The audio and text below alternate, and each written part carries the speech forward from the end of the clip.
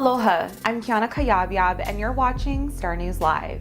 Here are today's top Hawaii headlines from the editors at the Honolulu Star-Advertiser. The U.S. House voted today to impeach President Donald Trump for a historic second time. 2 Hawaii congressmen voted today in favor of impeaching the president.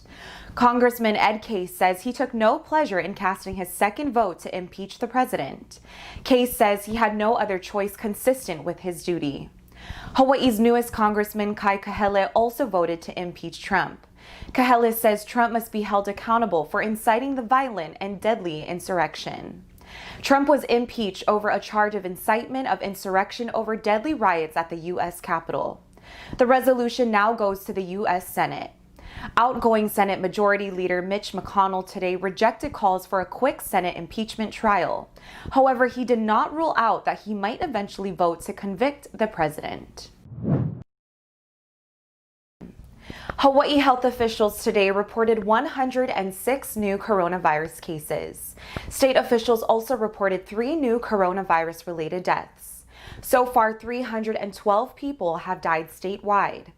The state's total number of cases since the start of the pandemic now stands at 23,733. Oahu saw 73 new infections, 11 on Maui, 7 on the Big Island, and 2 on Kauai. There are also 13 Hawaii residents diagnosed outside the state. Hawaii officials say over 2,200 plus COVID cases are considered to be active. Hawaii saw 19 new hospitalizations today, and as of Tuesday, a total of 126 COVID patients were in Hawaii hospitals, 26 of them in the ICU and 22 on ventilators. If you visit the Hawaii State Capitol this week, you'll see new security cameras. The state capitol is getting ready for potential armed protests leading up to Joe Biden's inauguration next week. The FBI previously warned of plans for armed protests at all 50 state capitals and in Washington, D.C., leading up to Biden's inauguration. Other states across the country are also beefing up security ahead of the January 20 inauguration. State House Speaker Scott Saiki expects the Hawaii National Guard to be called up to help with law enforcement to deter any violent pro-Trump protesters in Honolulu. A Hawaii National Guard spokesman says they are trained and ready to provide support at the state capitol, but cannot provide more details for security reasons. Honolulu police have charged a 21-year-old man with manslaughter. Elias Vargas is charged in connection with the death of his 4-month-old daughter at Schofield Barracks. The baby died last year on October 2nd. Vargas made an initial appearance before family court by video conferencing today.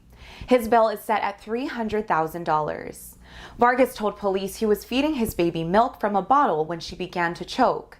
He says he gave her chest compressions and called 911 for help. The baby was then taken to Wahiawa General Hospital, where she later died.